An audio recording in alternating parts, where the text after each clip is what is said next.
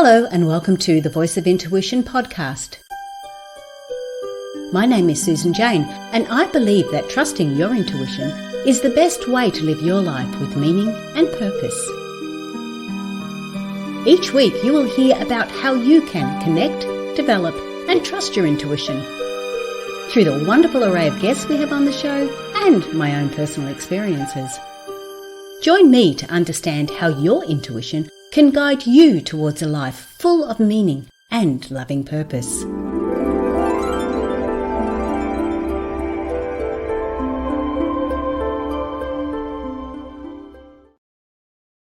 Hello and welcome to the Voice of Intuition show. It's a show that allows you to connect with your intuition. Well, it helps you anyway. I'm Susan Jane and I'm your host for the show. Now, today we have Michael on. Now, this is take 2 for Michael. He hasn't been on the show before, but we attempted to do all this last week. And we had a few technical issues. So I have a really good understanding of what's going to be happening today. And I'm really excited about it. Now, Michael does astrology, but it's not your regular astrology. It is vibrational astrology. And there's a bit of a difference to it, which you're going to find out all about. But share, subscribe, like the podcast, and we will move right on to bring Michael into the show. Hi, Michael. Hello, Susan. Good to see you again. Oh, it was quite funny last week, but we'll tell you about that another time. It's all good. It's all good. It's great to be here. Thanks for having me. Oh, that's my pleasure again. And look, we're going to do something a little bit different. What we discussed last week was that we're going to look at a little bit of my chart so we can ground and get the understanding and ground that understanding for the listeners. Sure. So I don't want to go right through all of my stuff, but it's more about bringing a few things forward so people get a good understanding of it. But first things first, who is Michael? What is it all about? I want to get a little bit more information about you. Absolutely. So I am I'm a personality profiler turned astrologer. Now that may sound like a real odd combination of skills, but I'll give you a little background. My journey into astrology began many years ago, back in the early 90s, when someone gifted me a reading with a professional astrologer. And I had never had one. I didn't know anything about astrology. In fact, I was raised in a faith-based system where astrology was a big no-no. So I had to think about whether or not I really wanted to do this reading or not. And as you probably already surmised, I opted to have the reading. And I was absolutely amazed. Within a 1-hour time frame, this woman who knew nothing about me was able to tell me everything that had happened to my life as far as major themes up till that point. She summarized what I was going through at the very moment that I went to see her, which was a time of somewhat of confusion because I was trying to figure out what my next steps were going to be. And then she proceeded to tell me some forecasting information about what would potentially happen in the future, which of course I tracked very compulsively, and that worked out. So that ended up sparking my interest. But what was interesting to me is this was between my undergraduate and graduate year of university. So once I got to university to pursue my master's in clinical psychology, astrology is a 4-letter word. Even though it isn't, it's often considered that way amongst academicians. So I kind of kept my interest to myself and started buying some books and reading and studying. And the whole time I'm working on my degree and doing all that, but I'm also learning about astrology. Fast forward a little bit to the early 2000s, I really became enamored with astrology because it was just fascinating stuff. So I ended up procuring some professional astrology software, and I started doing consultations for people who I knew, friends, family, anyone who was interested in giving me their birth data. I would run their chart and started teaching myself and getting feedback from them. Does this make sense? Here's what it says in the literature. Does this happen? The whole 9 yards. It turns out I was onto something because I ended up having people start to become somewhat of regular clients every 6 months or a year or so. They'd say, hey, can we do that thing again? Will you tell me what's coming down the road? And I ended up having a side hustle without even knowing what the term was. So that's all well and good, but there was something that always just never quite sat right for me about traditional astrology. And there's many different forms of it. And I'm not here to say one form is better than another. There's, of course, the Western astrology, there's medieval, Hellenistic, there's Vedic in India, which is very popular, a bunch of different systems. Well, about 10 years ago, I discovered this gentleman in Gainesville, Florida, by the name of David Cochran. And he was researching a type of astrology, and he started doing this research in the 70s, the early 1970s, collecting data on tens of thousands of people whose charts he ran and did deep, intense interviews. And he put together this model and theory of what is known today as vibrational astrology. And the reason that this form of astrology really connected with me is because in vibrational astrology, or VA for short, it actually welcomes and incorporates science into the mix. And me being a data person coming out of the world of personality assessment, that really resonated with me. So I went further down the rabbit hole. So much so that at this stage of the game right now, I'm actually in an extensive 2-year mentorship program studying with him directly. And the reason that this form of astrology, vibrational astrology, really connected with me is because unlike a lot of other types where it's like, well, you just have to take this information because it's been handed down from generation to generation. Again, that didn't sit with me. VA is all about the science. What's going on there? What works? What doesn't work?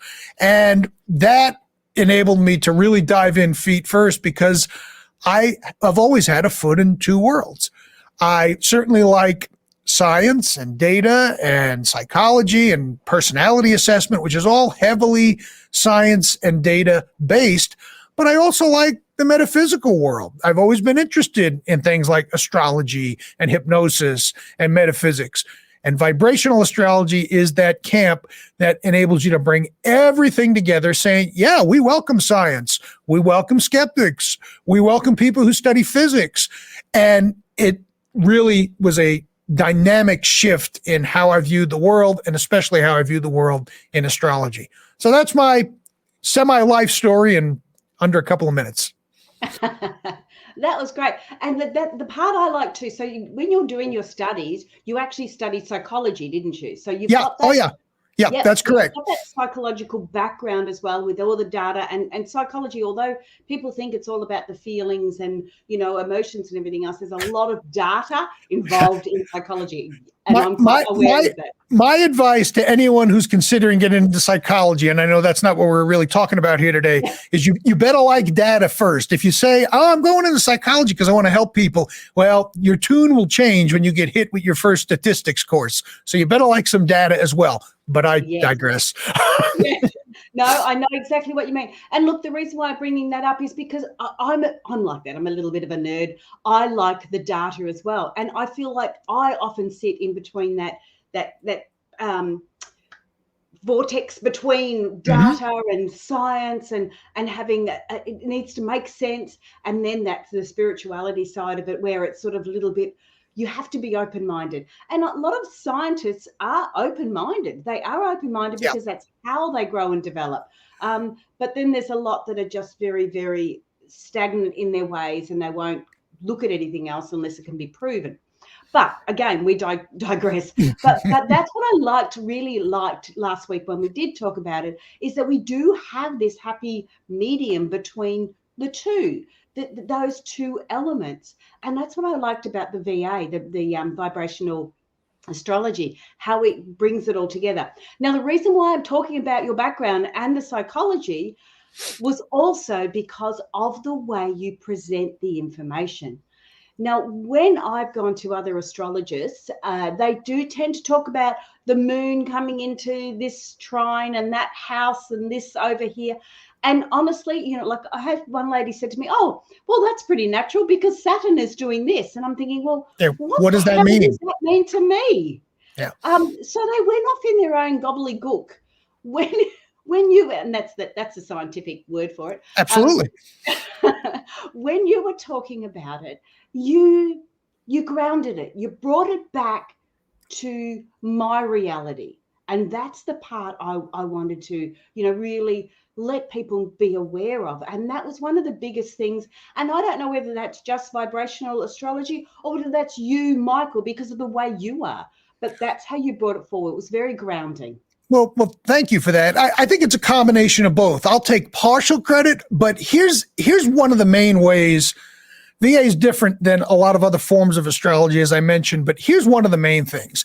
Most astrology systems, and before other astrologers come after me, hey, you do you. Everyone, that's the beauty of this. Everyone can find their own way and their own path.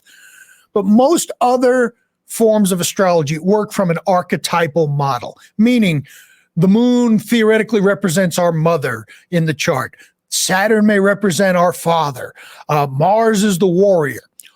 Okay, maybe, but when we look at archetypes, you got to take a step back and say, well, these archetypes are born out of something, because archetypes just don't show up out of thin air. Where did that come from? And here's where VA really nails this point.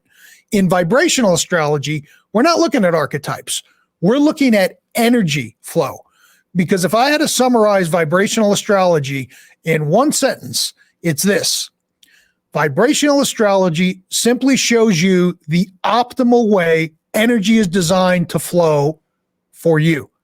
And the reason that that is possible in VA is because what the research has determined up to this point, and I say up to this point because it always changes. It's an evidence-based practice. That's the model that we use. As the evidence gets better, we change the theory and fine-tune it. But based on the research that's been done thus far, in VA, every planet is responsible for regulating one process. That's it. So it's not like, well, the moon can be this and that and that. The moon regulates emotions and feelings and memories from our past, things at a core level. That's it. It's not stretched into other areas that it really doesn't fit. And we're not crowbarring something, a meaning or an interpretation, to make it fit where it doesn't belong.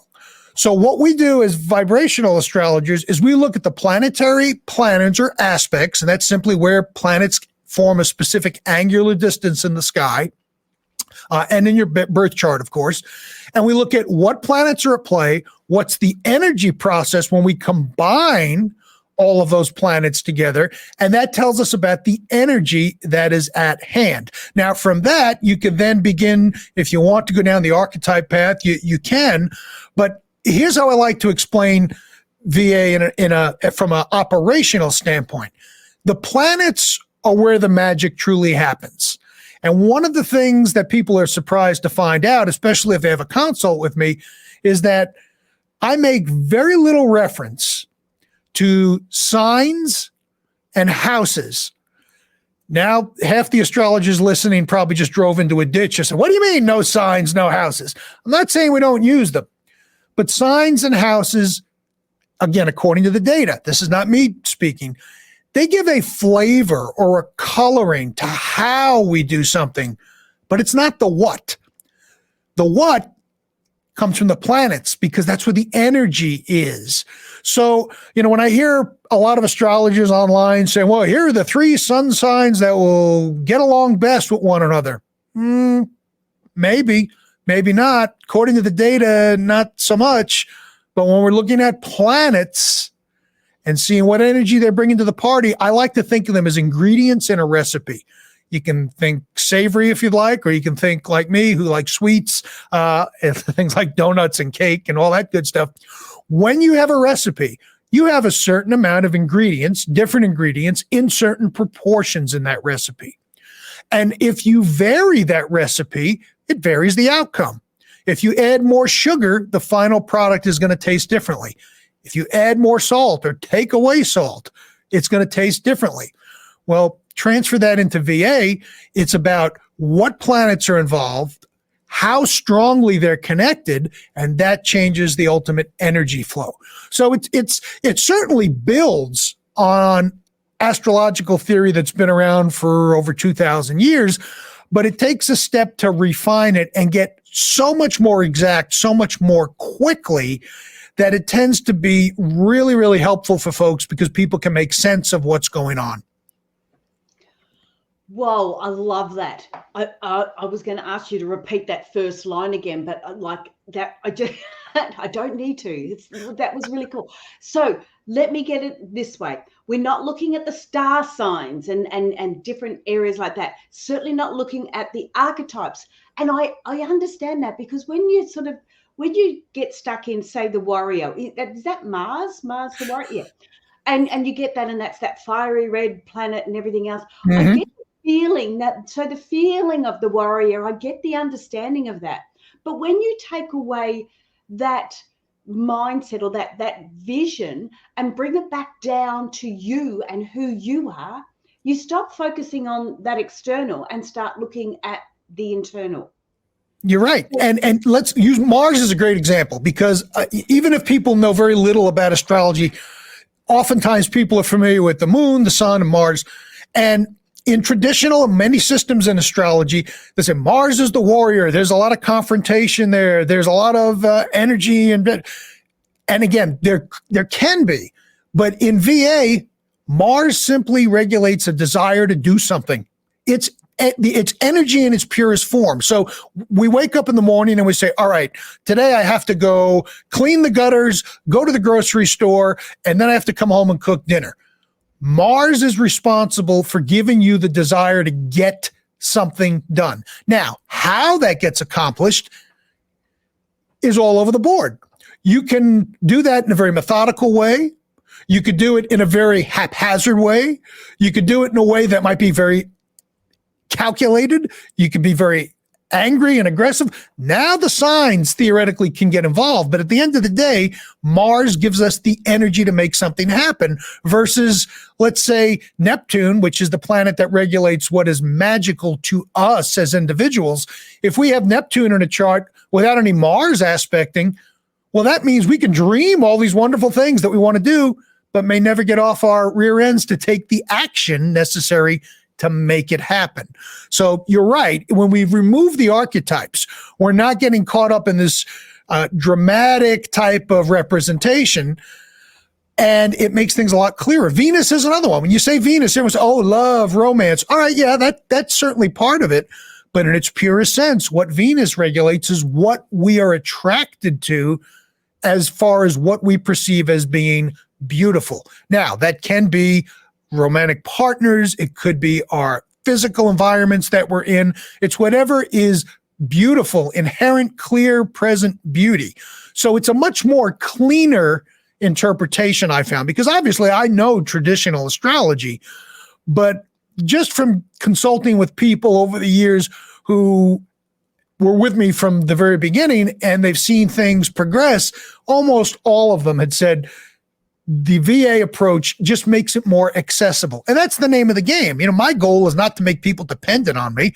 I want people to understand this so that they can at least pull up their chart and take a look at what's going on transit-wise, et cetera, and see what's happening and have a solid basic understanding of what's going on there without all the astrobabble.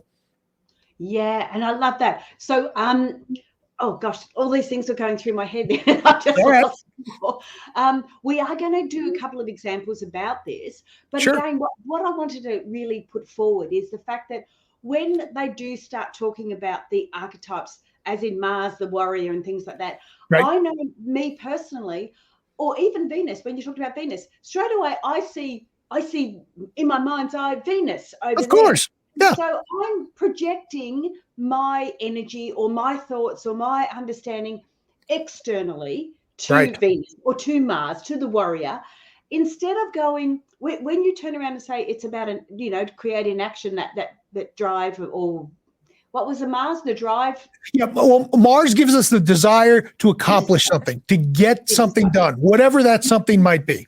Yeah. And when you say it like that, then it comes back to me. And it's like, well, what is it I want to get done? Because Mars is going to help me do it. Instead of going, oh, Mars is a warrior and it's all about this and it's all about that. Again, projecting myself externally. Whereas saying what you said, straight away, I went to myself, I went internally, which is all about intuition. And you know, that's what I'm all about. Exactly. Yeah. I went internally and said, well, what is it that I want? Because Mars is in the right space for me to able to action it, or for me to be able to go ahead and do it. There you go. That's it. So, I mean, just from this little bit that we're talking here, you're already starting to pick up the idea and the concepts and run with it, versus the archetype of, Pluto being the wrecking ball, as people say. Well, what does that mean? Because Pluto, when Pluto's involved with things, a lot of times old systems get demolished and what have you. But Pluto's energy is to bring stuff that's hidden out into the open, and it's a bit compulsive about how it does that, as opposed to just being this steamroller or wrecking ball archetype, where if we follow that thought pattern out, it might not be all that productive or yield that much information for us, but rather understanding that it brings intensity to the mix and it puts everything out in the open. Everyone can wrap their head around that. Yeah. To me, it's very grounding, very, very grounding. So I really like that. But let's bring, before we go any further, Michael, if you want to connect with Michael, it is blueridgeastrology.com. So I've got the little ticker tape going. And this is a little bit of a warning. We are going to show some images. So if you are listening on the podcast, maybe jump over to the YouTube channel, The Voice of Intuition, and have a look, because we're going to put some charts up very soon so we can get a bit more of an understanding of what it looks like and how Michael weaves his magic. So what's an example that we can go forward with now, Michael? So when you're talking about your birth chart. Okay, let's go back here. Sorry, I'm just my head's That's going all right. When we talked last week, you want the birth date, the birthplace, and the time of birth. Now, my issue was I do not know my time of birth. Correct. That's how old I am. I don't think they recognized them in those olden days. Oh, yeah, I'm sure they did. Now, if you were telling me you were from the 1800s, first I'd be very impressed, and then I'd say, well, maybe, but So what we've done is Michael has done a chart. Now, he spends an hour or so looking at these charts and getting some information before he brings it forward. So, there's a lot of work involved in the back end of it. But he has had a look at mine, and we're going to bring a couple of things forward. I don't know what they are, so this could be embarrassing. But the reason why I wanted to bring them forward is so you have an understanding and an example about it, because we can talk all we like, but when we get some examples, it seems to concrete things a little bit more. It seems to ground them even more.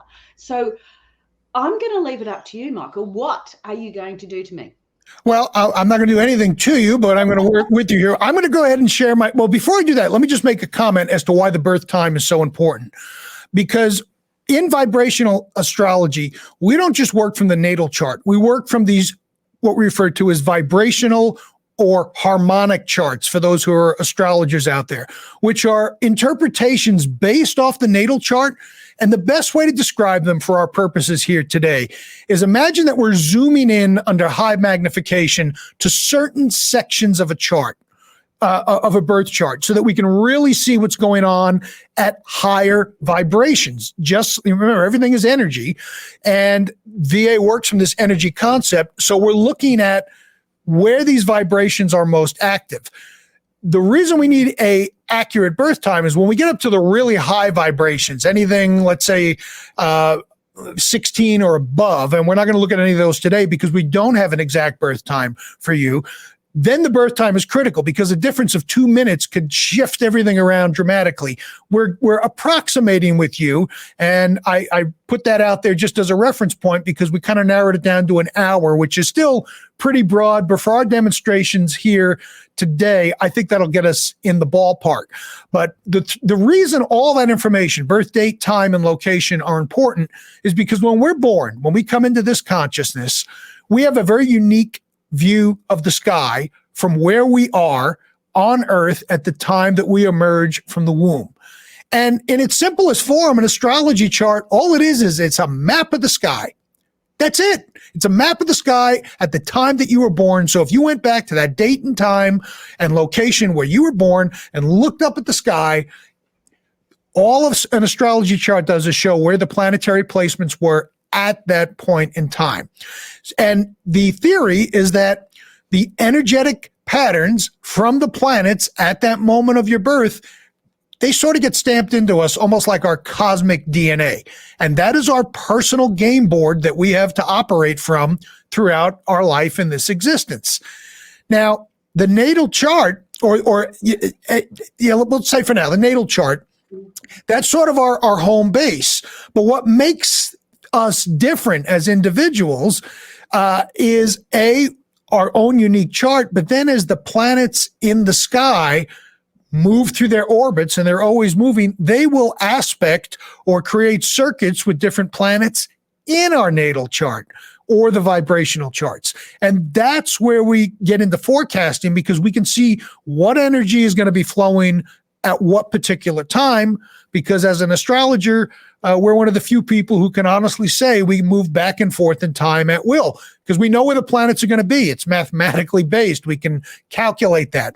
So that's just a little background on why that birth data is so important and how that works. Let me go ahead. I'm going to pull up your chart now, if we'll go ahead and make that happen. Yeah, Michael, can I ask you, sorry, I understand the birth chart, the natal chart. So obviously when you're born and it's a look at the sky, that was really clear and really easy to understand. The vibrational, the harmonic charts, or correct. Yep. How are they different? Like what are they? What are they? Fair question. Yeah, I've seen them, but I don't understand how they interact. What okay, so that's a lengthy conversation, but I'll just give you again just some bare bone highlights. Okay, when we're looking at vibrational charts, where it basically comes down to how we're dividing the astrological wheel. And in fact, let me do this. Let me go ahead. I am going to share my screen, and I'm just going to pull up transits just to kind of give you an idea. I think it'll be helpful to show this. So let me go over here, click some buttons, do this, and then do this. Okay, so let me go ahead. I'm going to just generate transits right now, and you should be able to see my screen, hopefully. Yep. Okay, so we are in right now. I just pulled up a transit chart, and I live in North Carolina here in the United States. This is what's going on right now overhead based on the planetary configurations. You've got Venus, you got Mars and Mercury sitting together, and you got Venus and the sun that are pretty close, and you got some stuff going on down here. So this is technically a vibration of 1. Now, well, what does that mean? It means that this is where everything starts. Now, when we talk about different vibrations, like the 8th vibration or the 16th vibration, whatever the number of the vibration is, indicates how many times we're theoretically dividing the circle based on that vibration. So an 8th vibrational chart, and we're going to look at your 8 vibe chart in a moment, and you'll get an idea for that. What we're doing is, imagine that we're taking a slice, a pizza pie, and we're cutting it into 8 equal pieces, okay? Now, stay with me here, because here's where it gets a little abstract. But we're taking those 8 pieces, and then we're stacking them on top of each other. But then we're stretching those 8 pieces to then fill up a wheel. And it gives us the ability to zoom into different sections of the chart. And that's where the term harmonic/vibrational charts come from, because we're looking at it through a different beat system. If you think in music, you've got different timings. You've got 4/4 time, boom, boom, boom, boom. Well, a vibrational chart would be more like up, up, up, up, up, up, up, up. I know that sounds a little abstract, but it's an idea that once you start working with the charts, it makes sense. I will confess, it took me a while to wrap my head around the theory, but the good news is when I'm meeting with folks, you don't need to worry about those elements, because I explain what's going on in those charts. So here's the current transits. If I generated a harmonic chart and went up to a higher harmonic/vibration, I'm going to do that now. We're going to go to the 8th vibration. I'm going to show you a couple of different things here. So here we see, this is the transits based on what's happening in the sky now in the basic vibration 1. We have Mercury over here, sesquiquadrat, fancy term, means 135 degrees to Pluto. Now, when we go up in a to higher vibrations, Mercury and Pluto is what we want to keep an eye on. Okay. So in the 8th vibration, look what happens. Here's Mercury and here's Pluto. They're now next to each other, or in astro speak, what we refer to as being conjunct. Well, all right, who cares? Here's why this is important. Because when we look at stuff in the 8th vibration, and the 8th vibration represents our core drivers and motivators, we're able to see by getting rid of all the other clutter. I mean, there's still stuff here, but we're looking at the beginnings of that aspect pattern that started here with Mercury and Pluto. Think of it from the standpoint of putting it under high magnification. And when we do that and go to the 8th vibe, those planets are now conjunct, meaning they are working together in harmony. And it's a different interpretation because the 8th vibration is different than, let's say, the 7th or the 14th or the 17th, because the research has indicated that these vibrations tend to have an impact on certain parts of our life. And I think now is probably a good time to switch over to your chart, because you could either bear this out or say, no, that doesn't fit. And by the way, I'm not offended if something doesn't fit. I'm not going to try to crowbar it. All I'm doing is giving you the interpretation of the planets. So does that help at least give a little basic teaser of how the vibrational charts work? Yeah, so they're working on different levels. So where we have the natal chart is the whole, like the sky, but then the vibrations are working on just on those different levels to get an understanding of how they're interacting and how we are going forward with it. Right? Think of it like frequencies. We all say we got to raise your vibration. Now, it doesn't mean you want to raise your vibration through the roof. It's like you want to look at where you are. What vibration are you operating from? Higher vibrations tend to have more of a mental impact on us. Lower vibrations tend to show up more physically. Both are important, but the whole idea of energy and vibration all comes together under this umbrella of VA in real tangible terms. The other thing is, Michael, before you start on this as well, is okay. So we're looking at your natal chart, your birth chart is the sky as it is. How is that helping us if that's how it was all those years ago, and there was a lot of years ago, right? How is that helping us now? Is it because you change it around to see what they're doing in the now, or how does that's part of it. I'm going to zip over to your natal chart right now. Okay, so this is your natal chart. Yep. This is a snapshot of the sky at the moment that you were born, based, on that hour time frame. We kind of just, approximated based on what you shared with me. This is the foundation, or your toolbox, if you will, as far as what energy patterns are you going to have available to you in this lifetime. This never changes. Your natal chart stays with you, and even the vibrational charts, you can see them over here over to the right-hand side. I just went ahead and generated a bunch of them. Those stay static throughout our life. So what this tells us is what circuits we have. What are we predisposed to do and like and operate in this world? What makes it current and enables us as astrologers to look down the road and see what's coming down weeks, months, or even years ahead is when we look at your natal chart, which remember never changes, and we compare that against what's going on in the sky right now. Because remember, this is what's happening in the sky. We're back to the transit chart, as you can see over here. Yep. And this is based on my location. If I was going to run transits for you, we'd have to do it on your current location because you're in a different part of the world than I'm in. Yep. But what's going through the sky is eventually going to hit and aspect different parts of your natal chart. And let me give you, I think this demonstration might be helpful. I'm still on the transit chart. I'm going to move this forward one day at a time and just watch what happens. You don't have to even worry about what these figures mean or the glyphs or anything, but I'm going to move forward one day at a time and watch what happens. Wow. Certain planets are moving quickly, like the moon and the sun. Okay. Here's the moon, here's the sun, and they're moving pretty quickly because they move at a pretty quick pace through the solar system. However, you've got planets like Mars and Mercury that are moving. You can watch the numbers change, but they're moving a bit more slowly. Yeah. And that's based on the speed that those planets actually transit. So when we're talking, and you'll see that the lines as they show up in the middle of the chart, those are the aspects or the angles that are formed. And that's what we interpret, whether it's in the natal, vibrational, or in the transit chart, to see where they are and what they're aspecting within your own natal chart. And that's where circuits connect and disconnect over time. And that is the basis for timing forecasts.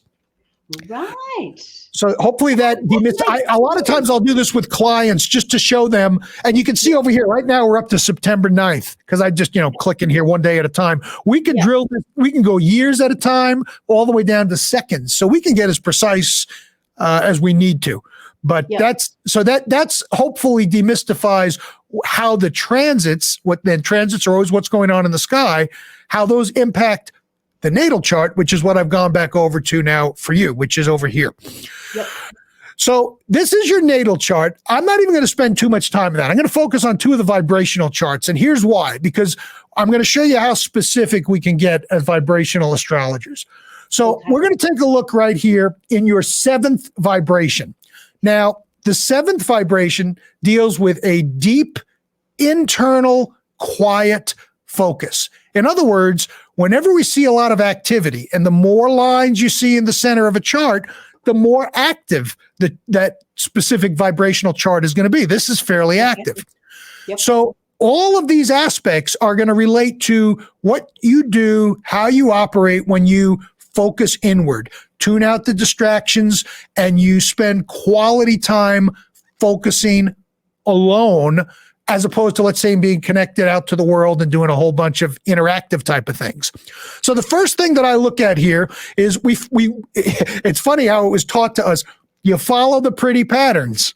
So what I'm doing is I'm looking to see what planets are connected, and we stay within the same color for reasons I'm not going to get into right now. But we're going to follow this green line, which goes from Pluto over here to the sun. Excuse me, that's Neptune, the sun, and here's Pluto. And you see they're all connected by this green line here. Forget the red line that's there. So all I'm going to do now is in the 7th vibration, which is a deep internal focus for you, I'm going to interpret the meanings of these 3 planets, the sun, Neptune, and Pluto. Well, Neptune is what is magical for us. And that could be different things to different people. For some people, it's going to see Taylor Swift. Taylor Swift's performing here in the U.S. She's got quite the successful tour, packing in stadiums. For some people, that's what's magical for them. For other people, it's winning the lottery. Other people, it's being able to go to a vacation in the Swiss Alps. It doesn't have to be anything that grand. It could be simply the desire to sit by a stream with a book could be magical. Whatever's magical to you as an individual, that's what Neptune's talking about. Yep. Pluto is about this deep, intense desire to really get in there and dig deep, unearth all the hidden secrets, bring things out into the open with a almost compulsive like tendency. And the sun, that's who you are. We can't live without the sun. Without the sun, the whole thing comes crashing down. So it gets expressed through you. All right, at this moment, we're still talking astrobabble and gobbledygook, but now I'm going to make it practical to you. When I see these 3 planets, it tells me that in your focus time, whatever that looks like for you, you're looking and researching and being involved and immersed in things that are magical to you, whether it's literature or studying astrology or intuition, and you don't just do a cursory look. Pluto says, I want to know everything. So it may not be uncommon for you to spend hours in a book or with some self-study materials, and you're like just so immersed, making it current. That's what the sun does, where you just totally immerse yourself in that experience, not just wanting to know a little bit, you want it all. And you do that in the 7th vibe, which means you don't need to be around a whole lot of people. In fact, that could get in the way. You need that quiet, still focus to really dig in deep to whatever it is that is magical to you, and you're going to do it in a very intense type of way. So I will ask you, as I ask all my clients, does that resonate with you, or is that like just so far off the mark it's not even funny? It is absolutely spot on. I don't like crowds. If I need to recharge my energy, I have to have it on my own. I have to be on my own. Yep. I like that space. when you're talking about things that are magical to you, my first thoughts were walking in through the rainforest. I just love doing that. Yeah. Love that space on my own, that space and time. So, But yes, so definitely. I just got to tell you. So this is one of those moments when we make that. I literally got the hair on the back of my neck standing up. So I'm going to take a guess and say some of your best work ideas and focus comes from your walks in the rainforest. Yep. Absolutely. Because I've got beautiful big rocks there, and I sit on my rocks and I do my meditation, and it is my time to connect with me, and I don't do it often enough. Yeah. Now here's the thing to keep in mind. People say, well, what happens if you don't do what is in your chart? Well, it depends on the severity of how strong the aspects are. And these are pretty strong. One way to quickly read this is the darker the lines, the stronger the aspects, and these are pretty dark green lines here, and there, compared to, let's say, see this red line, it's here, but it's not nearly as intense. When we don't do things that we are wired to do, and we want to do them, that's the key thing, then we have an energy blockage, and that's when the problems start. Could be health problems, could be focus problems, relationship, whatever the problem might be. If we can't express our natural inherent energy that we want to, because there's nothing here saying that you have to do that you must do this if you weren't interested in it, but you obviously are. But if we cut that private time for you in the rainforest out of your life, well, you even said you don't do enough of it. I'm going to ask you, how do you feel when the stress level's getting high and you really want to go do that, but schedules prevent you from doing that? What is the feeling like for you? I feel like my head's getting jammed up with stuff, and I need to release it. And it is stressy. It does get stressy. It's my calm space, my om space. If I can't get out into the rainforest, I walk every morning. So that's my what you call it, substitute. If I can't get up into the mountains, this is where I'll go, and this is that's what I'll do each day. So at least I'm getting that active meditation. You're connecting with that. You're connecting with that energy one way or another. Even if you can't get to the most magical place, you take the walk, and that at least lets that energy flow for you. Absolutely. Yep. Now you'll notice too that in this interpretation, I'm looking for major planetary configurations. In traditional astrology, we have oppositions. Like, for example, here you've got Venus opposition Mars. And we can interpret that, meaning that whatever you're attracted to, you're putting a whole lot of energy into. And again, that could be people, places, things, whatever's beautiful for you, you put energy into that, and probably aren't all that happy if you can't make something beautiful as much as you'd like to. And that's information. But in VA, we generally look at a minimum of 3 planets in aspect, and this fills the bill here with Pluto, Sun, and and Neptune. Because when we have these multiple planets that are playing, it really removes a lot of that. Well, it could be this, it could be that. It's a very distinct situation and set of circumstances when we have multiple planets involved. So that's another differentiator in vibrational astrology. I want to look at your 8th vibration. There's more here, but just for the sake of keeping busy. We're getting low on time, Michael. I know. Okay, one more piece here. Wow, exactly. Because by the way, I think it's important for your listeners to know we didn't set this up. I didn't ask you what is this. I think I showed you one thing last week, and it wasn't even in the 7th vibe. It was, I think, the 11th vibe. We were speaking of restlessness. So what do we see right here? Lots of red lines. Here's where my eye's going. 4 planets at play. Now, before we get into the planets, 8th harmonic is what motivates you at a core level. It's like the gas in the tank. So now we've got the Sun, Venus, Jupiter, Saturn, all interacting together. So what's happening here? Jupiter makes things big. Saturn makes things, takes things away. So it's like, well, wait a minute, what's happening here? Well, you got one planet blowing things up, and Saturn's removing non-essential elements. So whatever you work on or build, you want to build something great, ideas, business, whatever it might be for you, but you want to do so in a way that is fluff-free. That's what Saturn's function is in this situation, because Saturn's taken away all the nonsense that we don't need. it has to be something you love or you're not going to do it. That's the Venus piece, because we're attracted to whatever Venus is aspecting in our chart, and the sun makes it front and center. So when we combine Sun, Venus, Jupiter, Saturn, from a technical standpoint, you could be an excellent administrator. I don't know if that's something you've done before. You're able to look at the big picture, that's Saturn, but also strip things out to get down to the core nuts and bolts if you need to. You've got to love what it is that you're doing, and then it enables you to make it current, front, and center. So here's... I have to tell you, Michael, please. Because we're running out of time, but I have to tell you this, as soon as you start talking about that, that relates to my business, to Intuitive Nature, because I have that passion in it. I want to make it current. I want to make it accessible for everyone else so they learn to trust their intuition. But the other aspect is I want to get rid of the fluff. I want to get rid of the woo-woo. I want it to make sense to people. That's Saturn. I did the podcast. Yeah.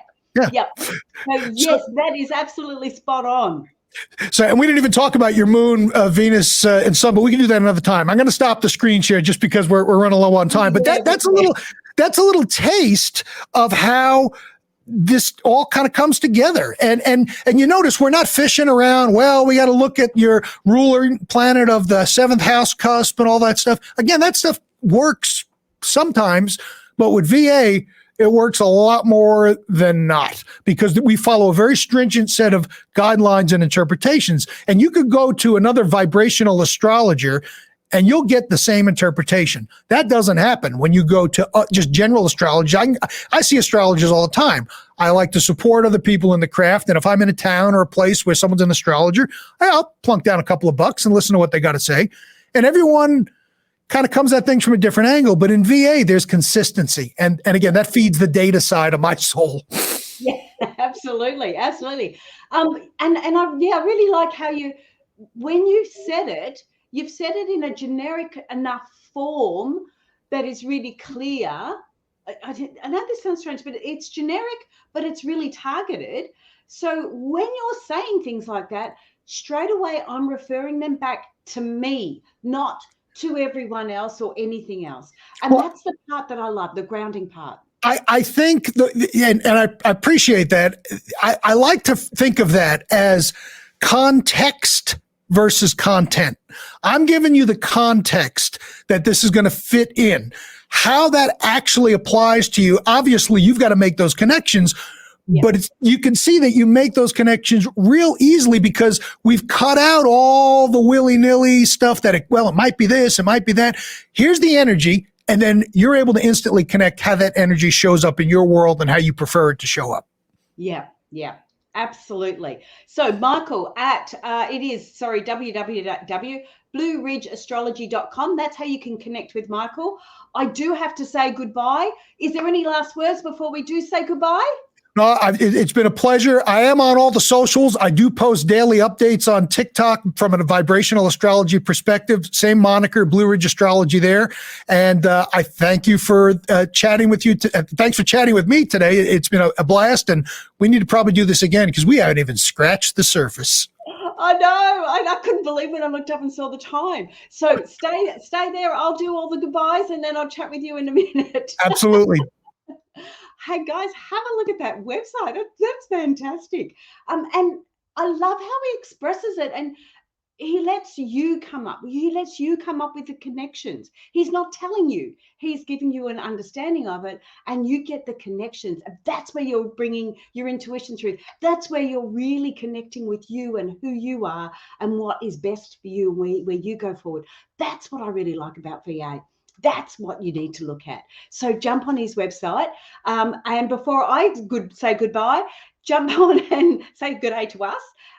Share, like, subscribe the podcast, and we will see you all next week. If you want to learn how to trust your intuition, jump onto intuitivenature.com.au, an Australian business, and we will chat with you from there. So I will say bye for now, guys, and have a great week. Bye-bye.